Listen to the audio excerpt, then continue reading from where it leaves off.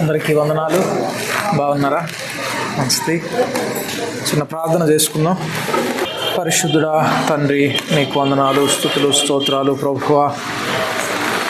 మా గొప్ప దేవా, మీరు ఇచ్చినటువంటి సమయాన్ని బట్టి నేను స్తుతిస్తూ ఉన్నాం ప్రభువా. మీరు మాతో మాట్లాడండి, మీ స్వరమును వినిపింపచేయండి ప్రభువా. మీ స్వరమునకు ప్రతిస్పందించే హృదయాలను మీరు మాకు అనుగ్రహించండి. మీ జీవవాక్కులను మీరు మాకు అనుగ్రహించమని యేసు నామమునందు ప్రార్థించి అడిగి వేడుకుంటున్నాము తండ్రి, ఆమేన్. లూకా సువార్త 23వ అధ్యాయము. లూకా సువార్త 23వ అధ్యాయము 35వ వచనం చదువుకుందాం. 35వ వచనం నుండి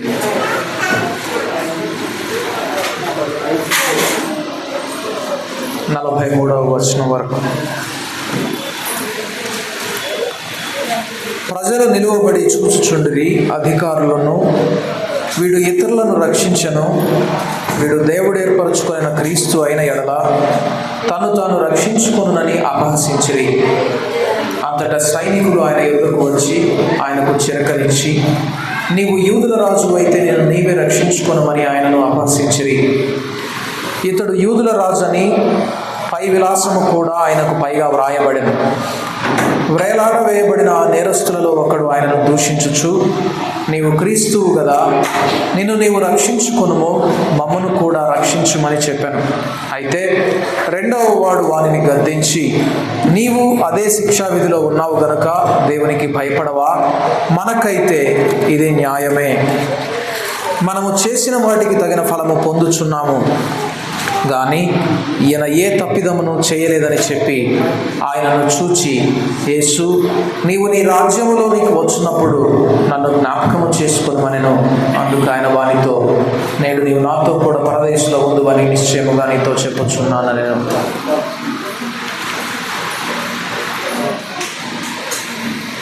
గమనించండి, జ్ఞానము కలిగి వివేకముతో నన్ను గూర్చి వెదకువారు కలరా అని దేవుడట ఆసక్తితో వెతుకుచూ ఉన్నాడట. వివేకము గలవారు కలరేమో అని దేవుడు వెదకుచూ ఉంటాడట. ఇక్కడ మనం ఒక సన్నివేశాన్ని చూస్తూ ఉన్నాం. ఏమిటి అంటే, యేసు ప్రభు వారిని శిలువ మీద చూస్తున్నటువంటి సందర్భం. చూడండి,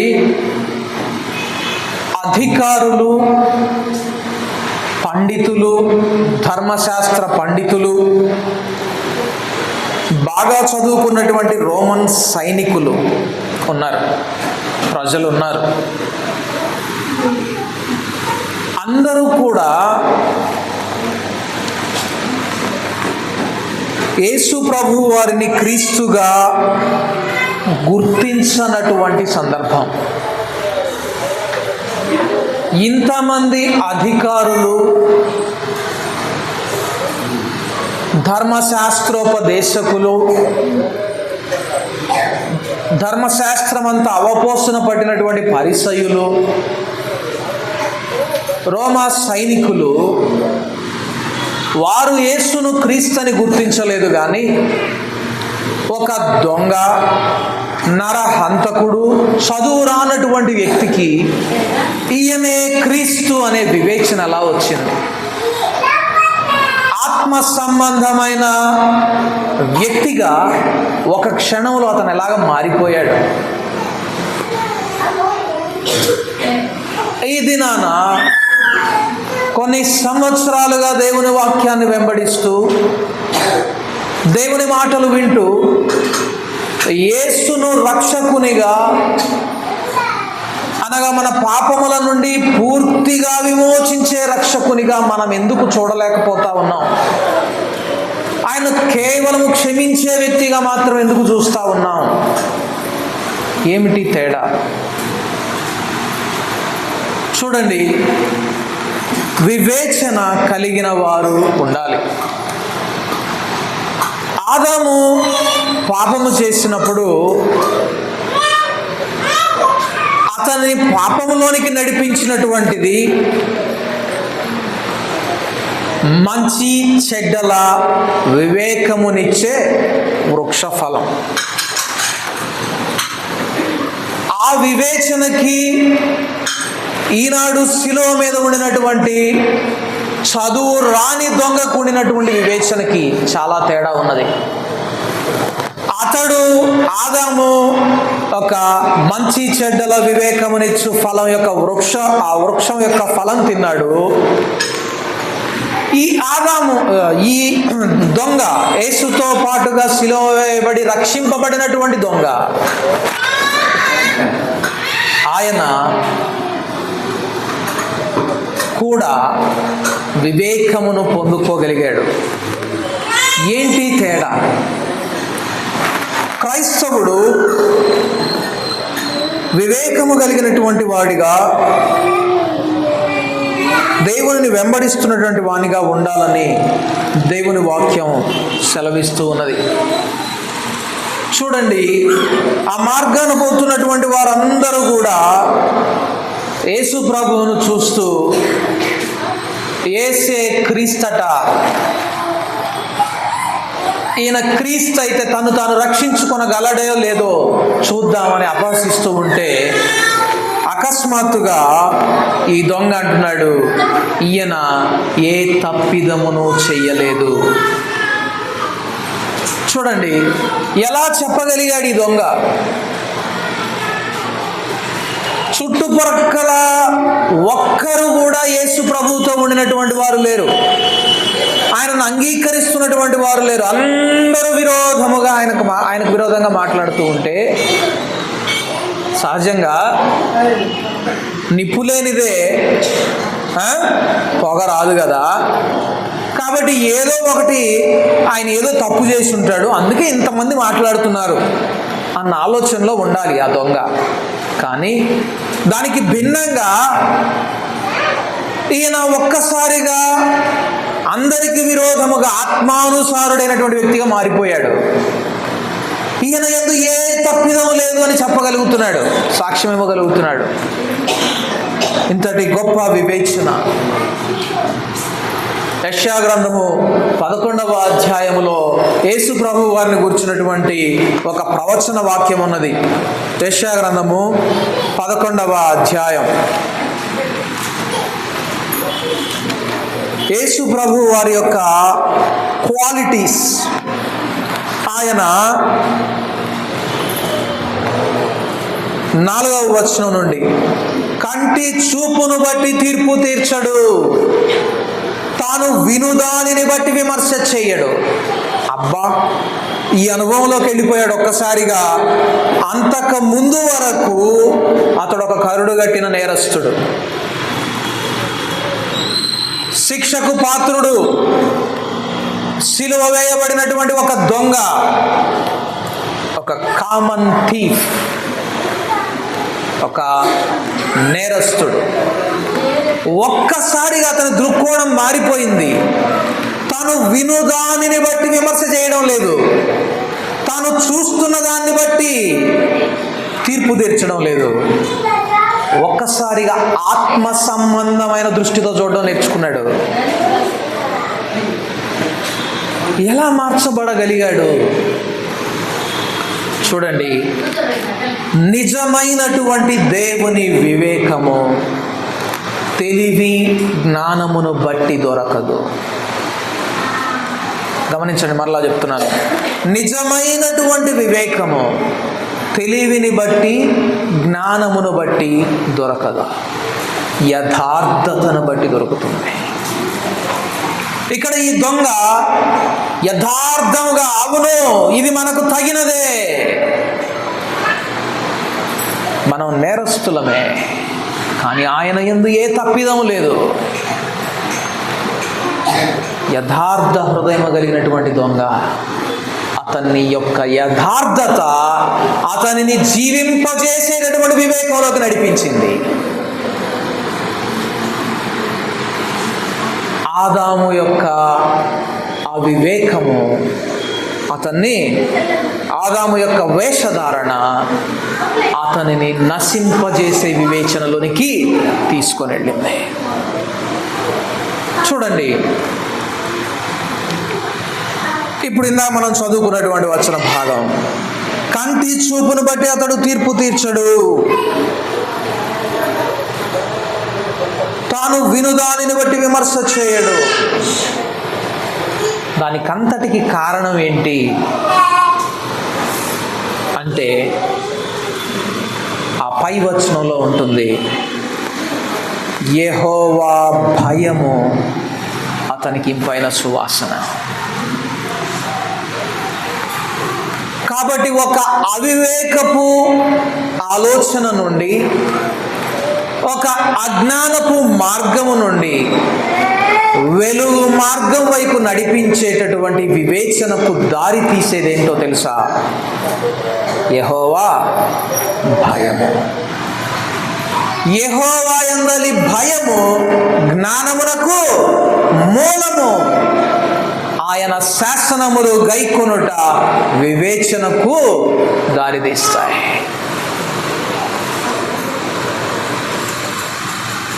దేవుని భయము మనలో ఉంటే మనలో నిజమైనటువంటి వివేచన మనకు అనుగ్రహించబడుతుంది. ఆత్మానుసారులమైనటువంటి వ్యక్తులంగా మనం మారిపోతాం. చూడండి, యెషయా గ్రంథం 57వ అధ్యాయము, యెషయా గ్రంథం 57వ అధ్యాయం 20-21 వచనాలు చూద్దాం. యెషయా గ్రంథం 57వ అధ్యాయం. భక్తిహీనులు కదలుచున్న సముద్రము వంటి వారు, అది నిమ్మళింపనేరదు, దాని జలములు బురలను మైలను పైకి వేయును, దుష్టులకు నెమ్మది ఉండదని నా దేవుడు సెలవిచ్చుచున్నాడు. చుట్టూ 100 మంది నేరారోపణ చేస్తున్నటువంటి వారు, చుట్టూ ఒక్కరు కూడా క్రీస్తును, యేసును క్రీస్తుని అంగీకరించినటువంటి వారు, ఆయన్ను దూషిస్తున్నటువంటి వారి మధ్యలో ఒక్కసారిగా, అంతకుముందు దాకా ఇతడు కూడా యేసు ప్రభువును దూషించిన వారిలో ఒకడు, యేసు ప్రభువును అంగీకరించని వారిలో ఒకడు, ఒక్కసారిగా ఇతని యొక్క దృష్టి మారిపోయింది. ఏంటి? ఇంతమందిలో కలవరము, ఈ ఒక్కనిలో నెమ్మది, సమాధానం. అది పట్టుకున్నది ఆ దొంగనే. వీళ్ళందరూ గందరగోళంలో ఉన్నారు, కలవరంలో ఉన్నారు. యేసుని ఎలాగైనా చంపాలి, యేసుని ఎలాగైనా సిలువ వేయాలి, లేకపోతే మనకు నెమ్మది ఉండదు అనేటటువంటి గందరగోళంలో ఉంటే, అంతమంది దూషిస్తున్నా, అంతమంది హింసిస్తున్నా, ద్వేషిస్తున్నా, శిలువ మీద వేలాడుతున్నా, ఈయనలో నెమ్మది, సమాధానం. ఏంటి? బహుశా ఈయన నిజమైనటువంటి దేవుని కుమారుడై ఉండొచ్చు. ఎందుకంటే భక్తిహీనులకే నెమ్మది ఉండదు. భక్తిహీనులు కదులుతున్నటువంటి సముద్రం వంటి వారు, వాళ్ళు బయటకు వస్తూ ఉంటాయి. కానీ ఈయనలో నెమ్మది కనబడుతుంది, ఈయనలో సమాధానం కనబడతా ఉన్నది. కాబట్టి ఖచ్చితంగా ఈయన దేవుని కుమారుడై ఉంటాడు అనే తీర్పుకు రాగలిగాడు ఈ దొంగ. చూడండి ప్రియ సహోదరులారా, లోకమంతా ఏకమై నీ మీద దాడి చేస్తున్నప్పటికీ కదల్చబడనటువంటి నెమ్మదికి, సమాధానానికి నువ్వు గుర్తుగా ఉండాలనే ఆయన నీకు సమాధానకర్తయ్యకు అధిపతిగా వచ్చాడు. కలవరాల్లో, గందరగోళంలో, శ్రమల్లో కొట్టుమిట్టాడుతూ కొట్టుకొని పోయే క్రైస్తవునిగా నువ్వు ఉండకూడదు. అనేక మంది, పిలాతు రాసినటువంటి పేపర్ ట్రేస్ అవుట్ అయిందంట. తర్వాత రోమా చక్రవర్తికి రాసినటువంటి ఈ గవర్నర్గా రాసినటువంటి ఒక లేఖ. దాంట్లో అంటాడు, ఈ యేసులో నేను చూసినటువంటి నెమ్మది, సమాధానం ఈ భూమి మీద మన రోమా సామ్రాజ్యం ఆక్రమించుకున్న ఏ రాజ్యంలో, ఏ వ్యక్తిలో మనం చూడం. అంతటి నెమ్మది. ఆయన వస్తే ఒక్కసారిగా వాతావరణం మారిపోతుంది. అయితే నేను ఒకటి గమనించగలిగాను, అంతటి పవిత్రతలో నాలాంటి అపవిత్రుడు అక్కడ కూర్చోవడం అసౌకర్యంగా ఫీల్ అయ్యాను నేను. ఆయన ఎప్పుడెప్పుడు నా ఇంటి నుంచి వెళ్ళిపోతాడా అని ఎదురు చూశాను అని రాశాడు. యేసు ప్రభు వారిని ఒక దినాన వ్యక్తిగతంగా పిలిపించి, నువ్వు ఇబ్బందుల్లో పడతావు, నువ్వు చాలా మంచి చెప్తున్నావు, కానీ వీళ్ళందరూ మంచి నాకు అంగీకరించేవాళ్ళు కాదు, నా బాధ్యత నిన్ను రక్షించడం, ఇక్కడ నా బాధ్యత ఈ యూదయలో ప్రజలు ప్రశాంతంగా గందరగోళం కాకుండా ఉంచడం నా బాధ్యత. నువ్వు ఆ పనేం చెయ్యడం లేదు, కానీ నువ్వు అనుసరిస్తున్నటువంటి యథార్థతను బట్టి నీ మీద వ్యతిరేకులు ఈ గందరగోళాన్ని సృష్టించే అవకాశం ఉంది. కాబట్టి నిన్ను హెచ్చరిస్తున్నాను, నువ్వు కొంచెం మెళకువగా ఉండు అంటే యేసు ప్రభు వారు అన్నారట, మనుష్య కుమారుడు ఈ భూమి మీద విశ్రాంతిని వెదకడానికి రాలేదు అన్నాడట. ఆయన అంటూ పిలాతు అంటాడు, ఆ సిలువ వేయబడబోయేటటువంటి సన్నివేశం గురించి రాస్తూ అంటాడు, ఆ దినం వచ్చింది, ఈ యూదు మత పెద్దలందరూ కూడా పోగయ్యారు, ప్రజలందరినీ పోగు వేశారు, నా భార్య కూడా ఏదో ఒక అతీత ఆత్మ చేత బోధించబడినట్లుంది, అతడు యథార్థవంతుడు, ఆయన్నేం ముట్టుకోవద్దని చెప్పని నాకు ఒక లేఖ రాసింది. కానీ నేను అవన్నీ పట్టించుకోను, జనరల్గా నేను లాజికల్గా ఉంటాను. కానీ ఆ దినాన ఏదో అసౌకర్యంగా ఫీల్ అయ్యాను నేను. జనం కేక వేయడం మొదలుపెట్టారు, ఆయన సిలువ వేయి, సిలువ వేయి అని. ఎంతగా కేక వేశారంటే నా కోట యొక్క కిటికీ తలుపులు పగిలిపోయేంతగా వారి అరుపున్నది అని రాశాడు. ఆ కిటికీ అద్దాలట పగిలిపోయేంతగా అరిచారట యూదులు, ఆయన్నే సిలువ వేయి, సిలువ వేయి అని. చూడండి, అంతటి గందరగోళంలో నెమ్మదిగా సమాధానంగా ఉండగలిగాడు మన ప్రభువు. ఆయన అన్నాడు, నా శాంతిని మీకు అనుగ్రహించ వెళ్ళొచ్చున్నాను. మరెందుకు ఈ దినాల్లో క్రీస్తును అనుసరిస్తున్నటువంటి క్రైస్తవులముగా మనలో ఎందుకు ఈ శాంతి ఉండడం లేదు, ఈ నెమ్మది ఉండడం లేదు, ఈ సమాధానం ఉండడం లేదు? ప్రతి క్షణం ఏదో ఒక కలవరం, ఏదో ఒక చింత, ఏదో ఒక చింత. అది జరిగితే బాగుండవు, ఇది జరిగితే బాగుండవు, అది జరిగితే మాకు అసలు ఏ బాధలు ఉండవు అనే బాధ ఎందుకు క్రైస్తవులు అలాగా ఉంటా ఉన్నది? ఇదిగో కారణం, క్రైస్తవుడు నిజమైన వివేచన కోల్పోతున్నాడు. నిజమైన వివేచనకు మూలం యెహోవా యందలి భయం. యెహోవా యందు భయభక్తులు కలిగి ఉండడం అంటే ఏమిటి? యెహోవా యందు భయభక్తులు కలిగి ఉండడం జ్ఞానమునకు మూలం అంటున్నావు, వివేచనకు మూలం అంటున్నావు. ఆ వివేచన నేను ఆత్మానుసారమైనటువంటి వ్యక్తిగా నన్ను మారుస్తుందని అంటున్నావు. బానే ఉందయ్యా, మరి యెహోవా యందు భయభక్తులు కలిగి ఉండడం అంటే ఏమిటి? చూద్దాం ఒకసారి. కీర్తనల గ్రంథం 34వ అధ్యాయం. కీర్తనల గ్రంథము 34వ అధ్యాయం. నేను ముగించేస్తాను, శ్రద్ధగా విందాం. కీర్తనల గ్రంథం 34వ అధ్యాయం 11వ వచనం. కీర్తన గ్రంథం 34వ అధ్యాయం 11వ వచనం, పిల్లలారా మీరు వచ్చి నా మాట వినుడి, యెహోవా యందలి భయభక్తులు మీకు నేర్పెదను. చూడండి, దేవుడు అంటున్నాడు, నా పిల్లలారా నా యొద్దకు రండి, దేవుని భయభక్తులు ఏంటో నేను మీకు నేర్పిస్తాను.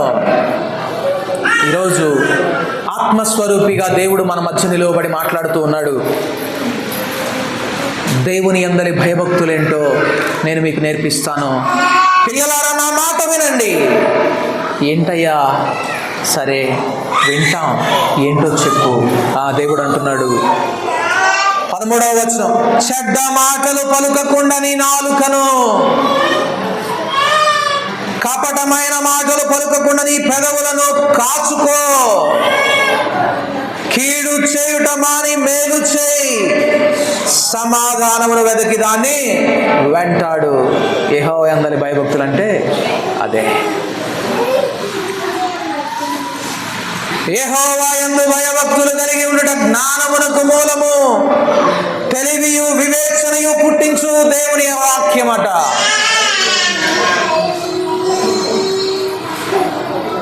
లోకమంతా లోక జ్ఞానముతో దేవునికి దూరముగా ఉంటే ఆత్మ జ్ఞానముతో నువ్వు దేవుని వెంబడించేటటువంటి చేసేది దేవుని యందలి భయము భక్తి. దేవుని యందలి భయము భక్తి కలిగి ఉండడం అంటే ఏంటో తెలుసా? నాలుకను కాపాడుకోవడం, పెదవిని కాపాడుకోవడం, హృదయాన్ని కాపాడుకోవడం, సమాధానమును వెదకి వెంటాడడం. ఇప్పుడు మనల్ని మనమే ఒక ప్రశ్న వేసుకుందాం, నిజంగా నేను దేవుని యందలి భయము భక్తి కలిగిన వాడనేనా? If the answer is yes, ఒకవేళ సమాధానం గనక అవును అంటే దేవుడు వెంటనే ప్రశ్న వేస్తున్నాడు, నీ నాలుకతో కపటమైన మాటలు పలకకుండా కాపాడుకుంటున్నావా? నీ నాలుకతో, నీ పెదవులతో చెడ్డ మాటలు పలకకుండా, కపటమైన మాటలు పలకకుండా కాపాడుకుంటున్నావా? కీడు చేయకుండా మానుకుంటున్నావా? మేలే చేస్తున్నావా?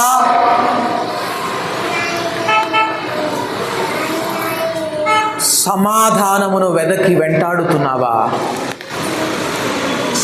చూడండి, లేక కయ్యానికి కాలు దూవుతున్నావా? వీటన్నిటికీ అవును అనే సమాధానంగా నీ దగ్గర నుంచి వస్తే నువ్వు దేవుని యందలి భయము భక్తి కలిగిన వ్యక్తివి. లేదయ్యా, నా మాటలు నేను కాచుకోవట్లేదు, కొన్నిసార్లు దొర్లుతున్నాయి నోట్లోంచి మాటలు, కొన్నిసార్లు నా పెదవులు నేను కాని మాటలు మాట్లాడుతున్నాయి, మేలు చేయాలనుకుంటున్నాను కానీ కొన్నిసార్లు కీడు చేస్తున్నాను. నేను నా వాళ్ళకే, నా సహోదరులకే, నా రక్త సంబంధికులకే, నా పొరుగు వారికే. ఎందుకో కొన్నిసార్లు మాత్రం సమాధానాన్ని వెదికే అవకాశాన్ని దేవుడు ఇస్తున్నా కానీ నేను వెదకకుండా నేను కోపానికి, ద్వేషానికి తావిస్తున్నాను అనే సమాధానం కనుక మీలో నుంచి వస్తే దేవుని వాక్యం చెబుతున్న మాట ఏంటో తెలుసా? మీలో దేవుని భయము లేదు. అబ్రహాము ఒకసారి తన భార్యను తీసుకొని వెళ్తూ ఉంటే గెరార్ అనే దేశం దగ్గరకు వస్తాడు. గెరార్ అనే దేశం దగ్గరకు వచ్చినప్పుడు ఆ దేశపు రాజు శారా బహు సౌందర్యవతి అని చెప్పి చూసి ఆమెను తీసుకుందామని చెప్పని వచ్చినప్పుడు ఆ రాజుకు భయపడి అబ్రహాం అబద్ధం చెప్తాడు. ఈమె నా సహోదరి అని చెప్తాడు. తీసుకొని వెళ్తాడు రాజు. ఆ రాత్రి దేవుడు దర్శనమందు ఆ రాజుని హెచ్చరిస్తాడు, నువ్వు ఆమెను ముట్టొద్దు, ఆమె భర్త ఒక ప్రవక్త, అతడు నీ నిమిత్తం, నీ ప్రజల నిమిత్తం విజ్ఞాపన చేస్తాడు నా దగ్గర, జాగ్రత్త సుమి, నువ్వు నా మాట వినకపోతే నువ్వు నీ జనులు చస్తారంటాడు దేవుడు. తెల్లారి కలవరంతో వస్తాడు ఈ రాజు. కలవరంతో వచ్చి తన సేవకులందరినీ పిలిపించి ఆ మాటలన్నీ చెప్తే అక్కడ ఒక మాట రాయబడి ఉంటుంది, అద్భుతమైన మాట. దానికి ముందు రాజు అంటాడు అబ్రహాం దగ్గరకు వచ్చి, అయ్యా నేను నీకేం కీడు చేశానయ్యా, ఎందుకయ్యా నా మీద ఇంత పాపం కూడగట్టుకున్నావు, నేను నీకు విరోధంగా ఏం పాపం చేశాను, ఈమె నా భార్య అని చెప్తే నేను ఎందుకు ముట్టుకుంటానయ్యా, నువ్వెందుకు నన్ను నా జనాన్ని నాశనం చేయడానికి ఈ పనికి పూనుకున్నావు అంటే అక్కడ అబ్రహాం అంటాడు, ఈ స్థలమందు దేవుని భయమేమీ లేదని నేను గ్రహించి వీరు నాకు కీడు తలపెట్టుదురేమో అని భావించి నేను అలా చెప్పాను అంటాడు. ఏమంటాడు? ఈ స్థలంలో దేవుని భయం లేదు. చూడండి, ఎంత విశ్వాసమున్నా ఆత్మ సంబంధమైన వివేచన లేని వ్యక్తులంగా మనం ఎలా మిగులుతామనే దానికి ఉదాహరణ అబ్రహాము ఎందుకు అలా అబద్ధం ఆడాడట? దేవుని భయం లేదు అని నిర్ణయానికి వచ్చేసాడు. అందుకే మనం చదువుకున్నటువంటి వాక్య భాగంలో ఉంటుంది, వెలి చూపును బట్టి తీర్పు తీర్చడు, తాను వినుదానిని బట్టి విమర్శ చేయడు. యెహోవా భయము వలన విమర్శ చేస్తాడు. ఇక్కడ అబ్రహాం ఆ మాట అంటే వాస్తవానికి ఆ ముందు భాగం చదివితే వాళ్ళు తోటి ఎప్పుడైతే ఆ రాజు ఆ మాటలు చెప్తాడో వాళ్ళంట మిగుల భయపడిరి అని ఉంటుంది. మిక్కిలి భయపడ్డారట వాళ్ళు. ఎంతగా అంటే ఇదే మాట ఎక్కడ రాయబడి ఉంటుందో తెలుసా? యేసు ప్రభు వారు జన్మించినప్పుడు గొర్రెల కాపర్లు, పశువుల కాపర్లు వారు మందను కాచుకుంటూ ఉంటుంటే రాత్రి వేళ దేవదూత యొక్క వెలుగు వారి చుట్టూ ఆవరించినప్పుడు వారు భయపడి ఒకరినొకరు మిక్కిలిగా భయపడి వణికిపోయారే. ఆ పరిస్థితిని జ్ఞాపకం చేస్తుంది. అంతగా వణికిపోయారట రాజు సేవకులు. మరి అబ్రహాం ఏమన్నాడు? ఈ స్థలమందు దేవుని భయం లేదన్నాడు. ప్రియ సహోదరులారా, అందుకే ఆత్మ సంబంధమైన వివేచన కలిగిన వారమై ఉండాలి. మనం కంటి చూపును బట్టి కాదు, వినుదానిని బట్టి కాదు విమర్శ చేసేది మనం. చూడండి, ఇక్కడ ఈ దొంగ తాను చూస్తున్న దాన్ని బట్టి, తాను వింటున్న దాన్ని బట్టి తీర్పు తీర్చలేదు. అతడు క్రీస్తులో ఉండిన సమాధానాన్ని చూచాడు, క్రీస్తులో ఉండిన నెమ్మదిని చూచాడు, ఆయనలో ఉండిన శాంతిని చూచాడు. అరే, భక్తిహీనులు కదులుచున్నటువంటి సముద్రం వంటి వారు కదా, భక్తిహీనులు ఎగిరిపడే తరంగముల వంటి వారు కదా, వారు బురద మైలను బయటకు కక్కేవారు కదా, భక్తిహీనులు దుష్టులలో నెమ్మది ఉండదు కదా. వీళ్ళందరిలో నెమ్మది లేదు, ఈయనలో మాత్రం నెమ్మది ఉన్నది. అంటే ఈయన ఖచ్చితంగా భక్తిపరుడు. చూసారా? ఇటువంటి వివేచన మనలో ఉండాలి. దానికి మూలము దేవుని యందలి భయము, భక్తి. దేవుని యందలి భయము, భక్తి అనగా మన నాలుకను మనము కాపాడుకోవడం, మన పెదవులను మనము కాపాడుకోవడం, మన హృదయాన్ని మనము కాపాడుకోవడం, కీడు చేయకుండా మేలు చేయాలని కాచుకోవడం, సమాధానమును వెదకి వెంటాడడం, సమాధానమును వెదకి వెంటాడడం. వెదకి వెంటాడడం అంటే వెదకడం అనేది ఎప్పుడు చేస్తాం? సులభంగా కనబడనప్పుడు వెతుకుతాం. అంతేనా? బాగా కనపడుతుంది అనుకోండి, సులభంగా కనపడుతుంది అనుకోండి, వెతుకుతామా? కనపడేదాన్ని వెతికేదే, కనబడని దానిని వెతుకుతాం. సమాధానం అనేది తొందరగా కనబడదు. ఆ సమాధానాన్ని వెతకాలి. నువ్వు వెతకినప్పుడు కనబడిందా, వెంటాడాలి.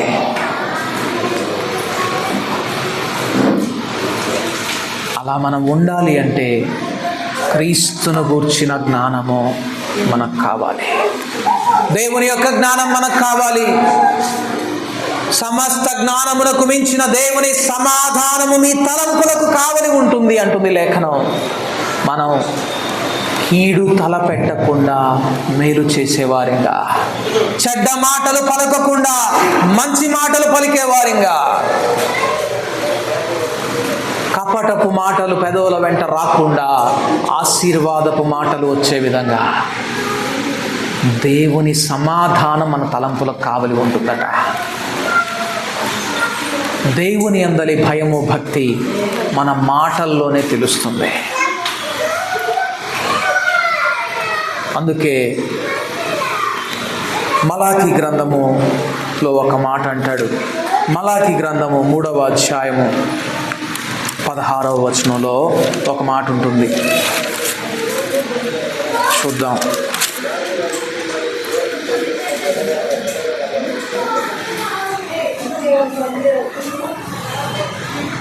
మూడవ అధ్యాయము 16వ వచనం 2వ భాగం. మరియు యెహోవా యందు భయభక్తులు కలిగి ఆయన నామమును స్మరించుచు ఉండు వారికి జ్ఞాపకార్థముగా ఒక గ్రంథము ఆయన సముఖమందు వ్రాయబడెను. నేను నియమింపబోవు దినము రాగా వారు నా వారై నా స్వకీయ సంపాద్యమై ఉందురు. తండ్రి తన్ను సేవించు కుమారుని కనికరించినట్టు నేను వారిని కనికరింతునని సైన్యములకు అధిపతియగు యెహోవా సెలవిచ్చుచున్నాడు. అప్పుడు నీతి గల వారెవరో, దుర్మార్గులెవరో, దేవుని సేవించు వారెవరో, ఆయనను సేవించని వారెవరో మీరు తిరిగి కనుగొందురు. ఒక దినం రాబోతా ఉంది. ఆ దినాన దేవుని సేవించే వారెవరో, దేవుని సేవించని వారెవరో, నీతిమంతులెవరో, దుర్మార్గులెవరో తెలిసిపోతుందట. ఆ దినాన దేవుడు కొంతమందిని చూపించి వీరు నా వారు, నా స్వకీయ సంపాద్యము, నా సొత్తు అంటాడట. ఎవరిని? అక్కడ పై వచనంలో ఉంటుంది. ఇప్పుడు మొదటి భాగంలో యెహోవా యందు భయభక్తులు గల వారెవరో వారు ఒకరితో ఒకరు మాటలాడుకొనుచుండగా యెహోవా చెవియొగ్గి ఆలకించెను. ఎప్పుడంట దేవుడు చెప్పేది? నువ్వు దేవుని యందు భయభక్తులు కలిగిన వాడవని, దేవుని యందు భయభక్తులు కలిగిన వ్యక్తివని ఎప్పుడంటే చెప్పేది? ఇద్దరం కూర్చొని మాట్లాడుకుంటా జోకులు వేసుకుంటామే అప్పుడు. మన సహోదరులతో కూర్చొని మాట్లాడుతూ ఉంటామే, ముచ్చట మాటామంతి పెట్టుకుంటామే, అప్పుడు వీరు నా యందు భయము కలిగిన వారై మాట్లాడుతున్నారా? ఎందుకనగా మనుష్యుడు పలుకు ప్రతి మాట వలన తీర్పులోనికి వెళ్తాడని గ్రహిస్తున్నాడా?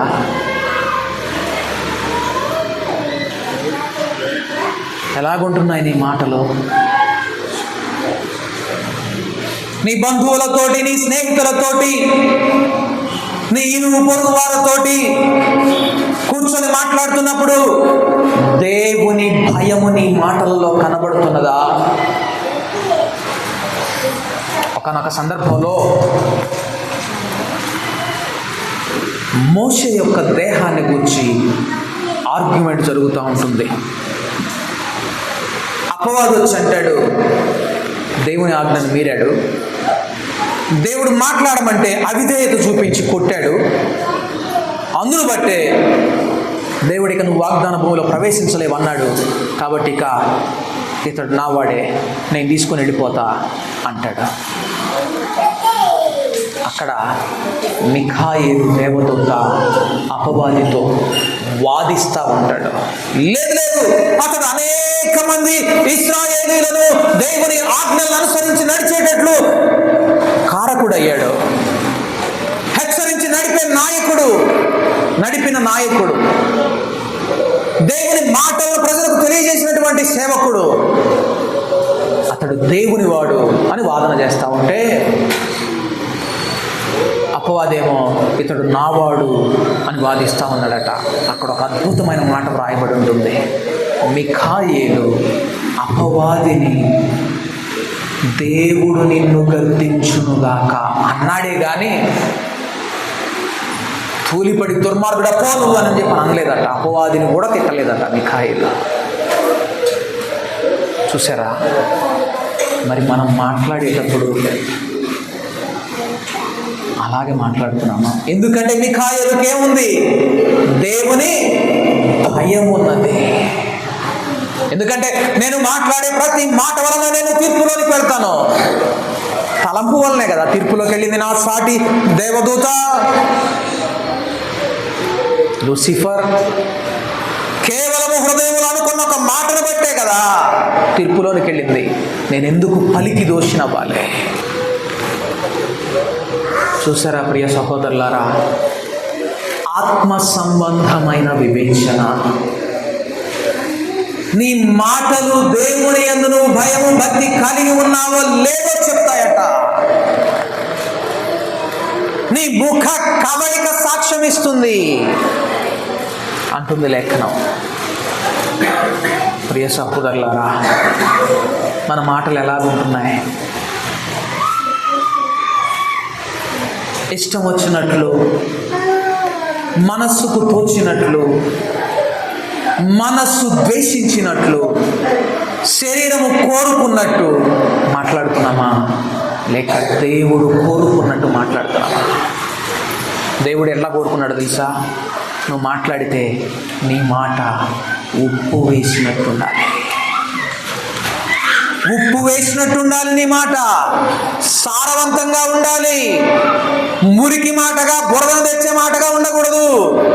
ఎందుకంటే నీవు లోకమునకు ఉప్పై ఉన్నావు, వెలుగై ఉన్నావు అన్నాడు దేవుడు. ఉప్పుకు సారం ఎక్కడి నుంచి వస్తుంది? ఉప్పు సారము అగ్ని వలన కలుగును అని మార్కు సువార్తలో రాయబడి ఉంటుంది. అంటే మనం మాట్లాడే మాట ప్రతిసారి ఎలా ఉండాలని చెప్తున్నాడు తెలుసా? అగ్నిలో కూటము వేసి తీయబడిన మాటగా ఉండాలట. అందుకే ఒక దైవజనుడు అంటాడు, మనము మాట్లాడే మాట అగ్నిలో నుంచి పుటం తీసివేసినటువంటి మాటగా ఉండాలి. ఒకసారి బయట తీసి మాట్లాడాలనుకుంటున్నావా? మురికుందా? తీ, మళ్ళీ నిప్పులో వేయి, కొలివిలో వేయి, మళ్ళీ కాల్చు.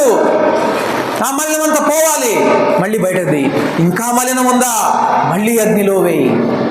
శుద్ధ సువర్ణంగా అది బయటకు వచ్చిన తరువాతే మాట్లాడు. అది సమాధానమును వెదకి వెంటాడేవాడు, దేవుని అందరి భయము భక్తులు కలిగినటువంటి వాడు చేసే పని. మనం ఎంత చులకనగా, ఎంత సులభంగా విరోధమైనటువంటి మాటలు, కపటమైనటువంటి మాటలు, గాయపరిచేటటువంటి మాటలు, సమాధానాన్ని దెబ్బతీసేటటువంటి మాటలు మాట్లాడుతూ ఉన్నాం. ప్రియ సహోదరులారా, అట్టివారు దేవుని అందరి భయము భక్తి లేనివారట. నువ్వెంత ప్రార్థించినా, ఎన్ని వరములు కలిగి ఉన్నా, ఎంత అభిషేకం ఉన్నా, ఎటువంటి పని గనక నీలో లేనట్లయితే, నీ నాలుకను కాపాడుకునే స్వభావం నీలో లేనట్లయితే, నాలో లేనట్లయితే, మనము దేవునికి అవిధేయులము. ఒక దినాన మనము భక్తిహీనులమని, దుర్మార్గులమని దేవుడు తేటతెల్లం చేస్తాడు కోటాను కోట్ల మంది సాక్షుల ఎదుట. ఆ అవమానము భయంకరమైంది ప్రియ సహోదరులారా. ఈ దినాన నువ్వు ఎదుర్కొని ఆ అవమానానికి రగిలిపోయి మాట్లాడే మాట కంటే కూడా, కాబట్టి ఈ దొంగ వలె ఆత్మ సంబంధమైన వ్యక్తులముగా, వెలిచూపును బట్టి, వినుదానిని బట్టి విమర్శ తీర్పులు చేయకుండా సమాధానమును వెదకుచూ వెంటాడే వారిమిగా, మన నాలుకను పెదవులను కాపాడుకునే వారిమిగా, కీడునకు ప్రతి కీడు చేయకుండా మేలు చేసేవారిగా మనము గనక దేవుణ్ణి ఆశ్రయిస్తే, నీకు ఒక అద్భుతమైన విషయాన్ని దేవుడు వాగ్దానం చేస్తున్నాడు. ఏంటంటే, ఎక్కడ ఇద్దరు సహోదరులు లేమక్క స్టెల్లా ఇద్దరు కూర్చొని మాట్లాడుకుంటా ఉన్నారనుకోండి, వీరు నా యందు భయభక్తులు కలిగిన వారా కాదా అని దేవుడట చెవి యొగ్గి ఆలకించినప్పుడు, మీరు మాట్లాడుకున్న ప్రతి మాట ఆయన యందు మీరు భయభక్తులు కలిగిన వారని దేవుడు సాక్ష్యం ఇచ్చే విధంగా ఉంటే, జ్ఞాపకార్థ గ్రంథం అని దేవుని సముఖంలో ఒకటి ఉంటుందట. జ్ఞాపకార్థ గ్రంథం. అదేం పెద్ద పుస్తకం కాదు, చాలా చిన్న పుస్తకమే. ఎందుకంటే దేవునికి భయపడేవారు కొందరే. ఆ లిస్టులో ఉంటుందట మన పేరులో. జ్ఞాపకార్థముగా దేవుని సముఖంలో రాయబడే గ్రంథం. ప్రియ సహోదరులారా, అట్టి జీవితాన్ని మనమందరం కలిగి ఉండాలని పరిశుద్ధాత్ముడు కోరుకుంటూ, అందుకు నేను సహాయం చేస్తానని ముందుకు వచ్చి ఉండగా ఆయన ఆశ్రయిద్దాం. దేవుడు మనకు సహాయం చేయగా ప్రార్థన చేసుకున్నాం. అవును, మన హృదయంలో ఆత్మస్వరూపి అయినటువంటి దేవుడు వేస్తున్నటువంటి కేక, నువ్వు దేవుణ్ణి వెంబడిస్తావా? నీకు బలం ఉండినప్పుడే. వాక్యాన్ని గైకొంటావా? నీలో శక్తి ఉండినప్పుడే. ఆయనకు భయపడతావా? నీకు అవకాశం ఉండినప్పుడే. జ్ఞాపకార్థ గ్రంథంలో నీ పేరు లిఖించబడాలి అంటే నీ మాటలను కాచుకున్న వ్యక్తిగా కనబడాలి. దేవుని అందరి భయభక్తులు కలిగిన వ్యక్తిగా నువ్వు కనబడాలి. నీ పెదవులను కాచుకోవాలి, నీ హృదయాన్ని నువ్వు కాచుకోవాలి. సమాధానాన్ని వెదకు వెంటాడాలి.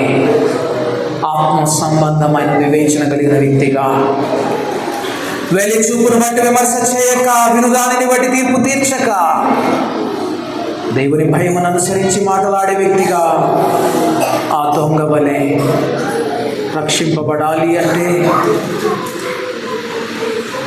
దేవుని భయమును అనుసరించి చూచే వ్యక్తిగా నువ్వు ఉండాలని, మనమందరము ఉండాలని దేవుడు కోరుకుంటూ ఉండగా, అట్టి కృప కొరకై మనము దేవుని యొక్క సింహాసనము సమీపించుదాం. దేవుని వెంబడిద్దాం. పరిశుద్ధుడా మా తండ్రి, మీకు వందనాలు, స్తోత్రాలు. నిజంగా ప్రభువా, నీ వాక్యము గైకొనుటయే మానవుని యొక్క విధి. కానీ ఎందరూ గైకొంటున్నారు, ఎందరూ లోబడుతున్నారు, ఎందరూ నీకు భయపడుతున్నారు. నాకు భయపడేవాడు ఎవడైనా కలడా అని నీవు వెదకుచూ ఉన్నావు ప్రభువా. ఇదిగో తండ్రి, ఈ జనాన మేమందరం ఒక తీర్మానం తీసుకుంటున్నాం. ఇక మీదట నీకు భయపడే జనాంగంగా మేమందరం ఉంటాం ప్రభువా. నేనుంటాను తండ్రి, నీకు భయపడుతున్నటువంటి వ్యక్తిగా నేను కనబడాలి. నా నాలుకను నేను కాపాడుకుంటాను, నా పెదవుని నేను కాపాడుకుంటాను, నా హృదయాన్ని నేను కాచుకుంటాను, సమాధానాన్ని వెదకి వెంటాడుతాను. వెళ్ళి చూపును బట్టి నేను విమర్శ చేయను, వినుదానిని బట్టి తీర్పు తీర్చను. ఆత్మ సంబంధమైన వ్యక్తిగా నేను నడుచుకుంటానని ఇదిగో ప్రభువా, మేమందరం నీ ఎదుట ఒక నిర్ణయాన్ని కూర్చి ఉండగా మా నిర్ణయాన్ని పరిశుద్ధాత్మదేవా మీరు స్థిరపరచండి, బలపరచండి, నడిపించమని యేసు నామమున ప్రార్థించండి, వేడుకుంటున్నాము తండ్రి. ఆమేన్. మన తండ్రి అయిన దేవుని యొక్క ప్రేమయు, మన ప్రభువైన యేసుక్రీస్తు యొక్క కృపయు, పరిశుద్ధాత్మ యొక్క సన్నిధి సహవాసము మనకందరికీ దొరికి లోకమంతా ఒకటై వెళ్ళి చూపును బట్టి, వినదాన్ని బట్టి విమర్శ చేసి తీర్పు తీర్చుతున్నప్పుడు దేవుని భయం వలన ఆత్మానుసారులైనటువంటి వ్యక్తులముగా మనలందరినీ నడిపించుగాక. ఆమేన్. అందరికీ వందనాలు. ఏం నేర్చుకున్నాం ఈ దినాన? దేవుని భయం అంటే ఏంటి?